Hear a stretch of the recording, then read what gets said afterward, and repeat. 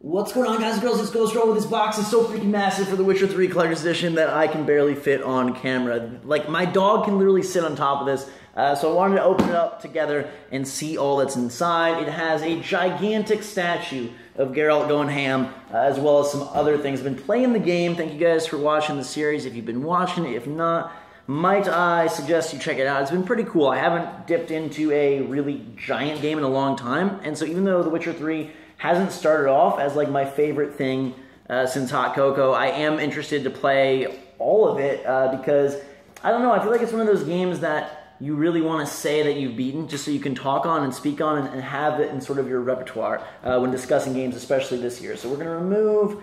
Ow! Paper cut! Oh, God! Now that I've cut myself and I'm bleeding like Geralt always wanted, we've got this giant box. This is the PS4 version, and this thing... it's very cool. I love the box, even though that's not anywhere near the best part. And then this is an interesting thing as well. These are signatures from the development team on the what do you call these, like the flaps or whatever, which I think is a pretty nice and personal touch. Obviously, they're not the real signatures. I mean, they are, but they aren't. Like it's printed or whatever. But it kind of adds a personal feel and lets you know that CD Projekt Red is very proud of their work. So first off, we have this thing, which is awesome in and of itself, just sitting here. And when opened up, it reveals The Witcher 3 Wild Hunt, or just The Witcher Wild Hunt Clawmark art book here, which is pretty substantial. It's a massive book, and this is going to feature gorgeous smells. I love the smell of new books. Like, it smells really good, as good as that is to say. But you're going to get a lot of gorgeous artwork. I won't go through everything in case there are some weird spoilers, but environmental stuff. Later on in the book, we do have, like, characters and different... I think this stuff is very fascinating. I've always been fascinated by this in movies, for especially like animated stuff. Like some of Pixar's art books are really, really quality. And then game stuff, especially when done well. Freaking botchling. Ugh, I just fought that guy. Gross. I prefer the godlings on this side, but it goes through like monsters, characters, creatures.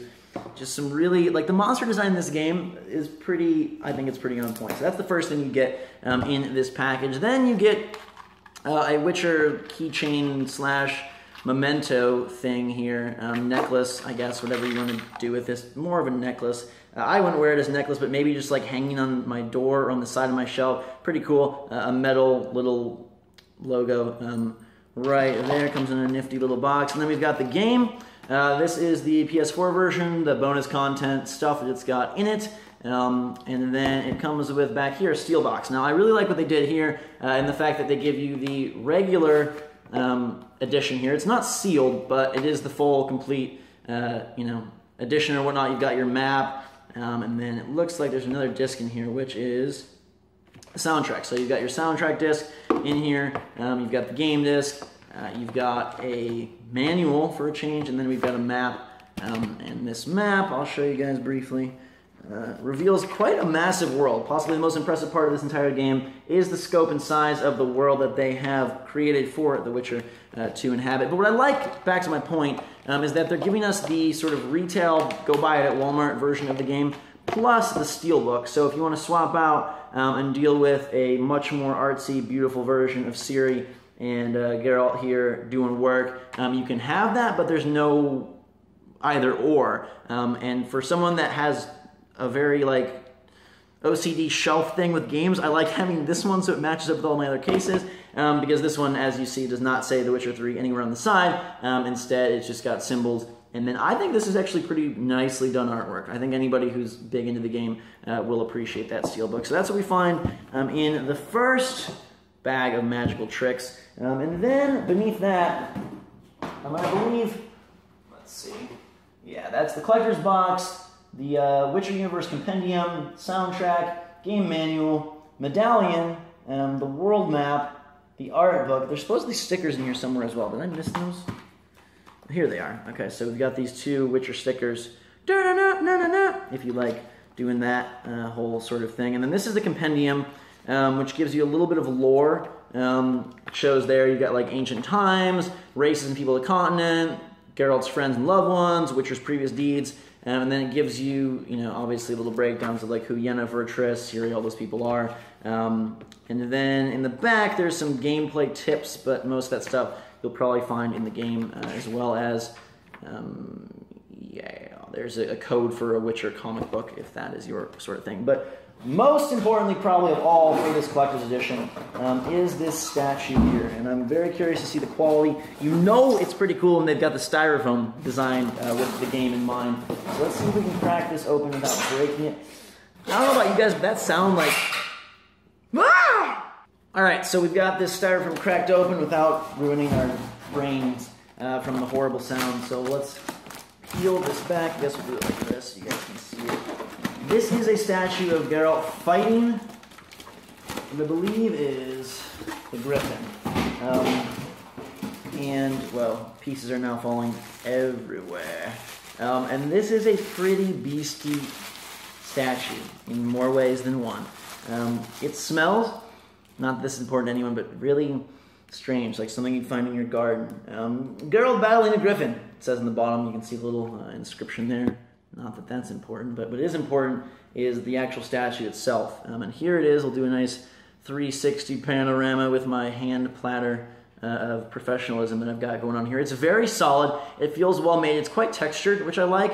Some of these statues can end up feeling pretty plasticky. I remember the Arkham Origins one. I thought it looked super cool, like on the back of the box and online, and then I got it and it felt so tacky and plasticky. I was like, eh.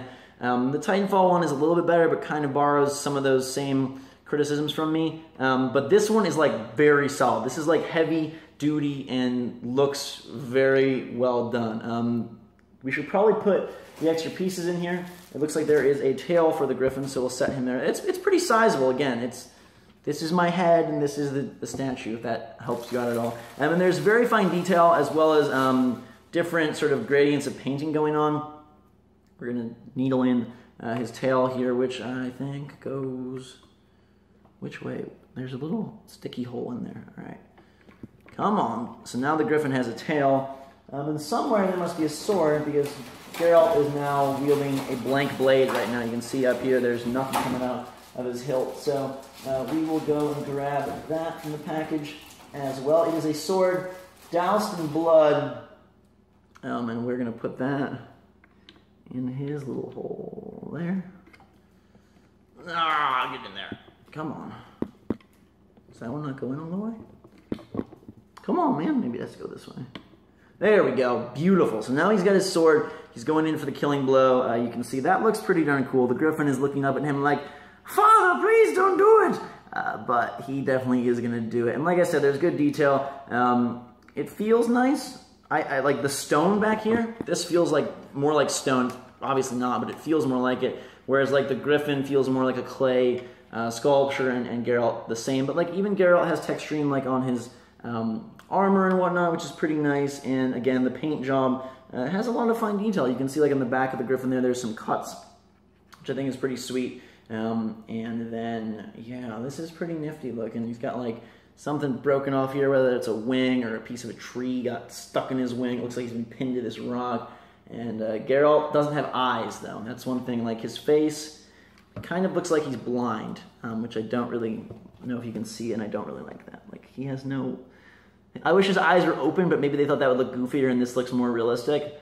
But yeah, his sword is definitely bloody. You can see that. There's a whole bunch of blood up on the sword there. And this is very well done. This is a pretty darn nice statue. So if you're a Witcher fan, I think you're going to be very pleased with this statue. The question always comes like, is it worth the price? And I don't really know. A lot of it just really depends on how big of a fan of the game are you. I think like the art book is like a really solid quality art book. Again, this is a big art book. It's not like one of those mini half-size ones that some games give you. And it's got a sizable number of pages. It looks like there are right around, what,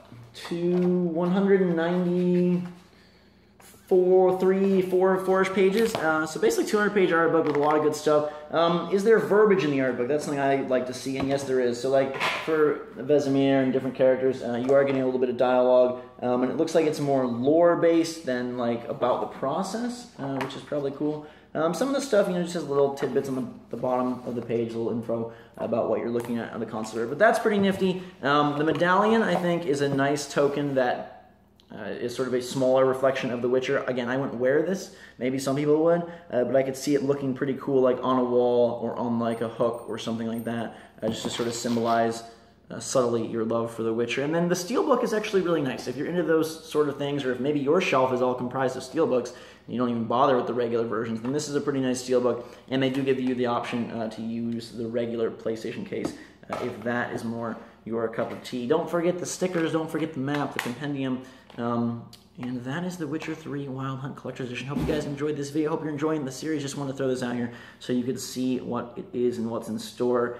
I don't know, like, I have to play much more of The Witcher to determine my final review and final thoughts. If I end up loving the game, I'll probably keep this and give it a spot on my shelf of stuff where I keep my BioShock statues, my Nintendo statues, stuff of that nature. I even got the Mortal Kombat Scorpion Collector's Edition. I thought that was really cool. If I end up not liking the game, I'll probably sell this or give it away or something.